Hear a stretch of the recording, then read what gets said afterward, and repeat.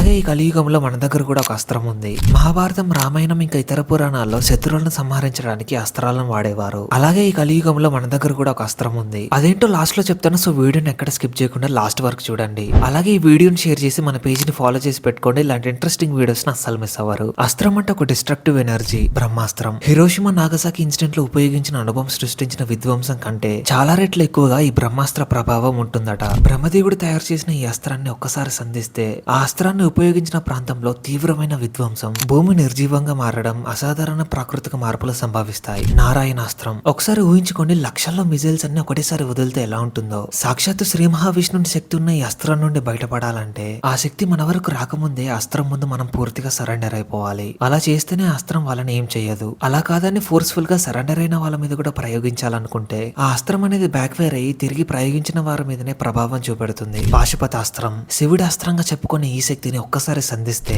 ఈ సర్వ సృష్టిని సైతం నాశనం చేయగలిగే శక్తి ఆ అస్త్రానికి ఉంటుంది. మహాభారతంలో కూడా అర్జునుడు తపస్సు చేసి శివుడి దగ్గర నుండి పాశుపతాస్త్రాన్ని పొందినా కూడా యుద్ధాల్లో ఒక్కసారి కూడా పాశుపతాస్త్రాన్ని వాడలేదంటే ఈ అస్త్రం చేసే విధ్వంసం ఎలా ఉంటుందో మీరే ఊహించుకోండి. ఇంకా చెప్పుకుంటూ పోతే నాగాస్త్రం, వరుణాస్త్రం, ఆగ్నేయాస్త్రం ఇలా ఎన్నో ఉన్నాయి. కానీ కలియుగానికి వచ్చేసరికి మన దగ్గర కూడా ఒక అస్త్రం ఉంది. అదే మన మేధాశక్తి. మన మైండ్ కున్న పవర్ తోటి మనం ఎన్నో పనులు చేయొచ్చు. సరిగ్గా ఉపయోగిస్తే టెక్నాలజీస్ ని క్రియేట్ చేయొచ్చు, రహస్యాలను ఛేదించవచ్చు, ముఖ్యంగా మన జీవితంలో మనం గెలవచ్చు. ఈ వెపన్ అనేది మనలోనే ఉంది. ఫిజికల్ గా అంత విధ్వంసం చేసే అస్త్రాలన్నీ మన దగ్గర లేకపోయి ఉండొచ్చు. కానీ ఈ కలియుగానికి కావాల్సిన అస్త్రం మనలోనే ఉంది. మంచి పనుల కోసం ఉపయోగిస్తే ఎన్నో ద్వారాలు మనకు తెరుచుకుంటాయి.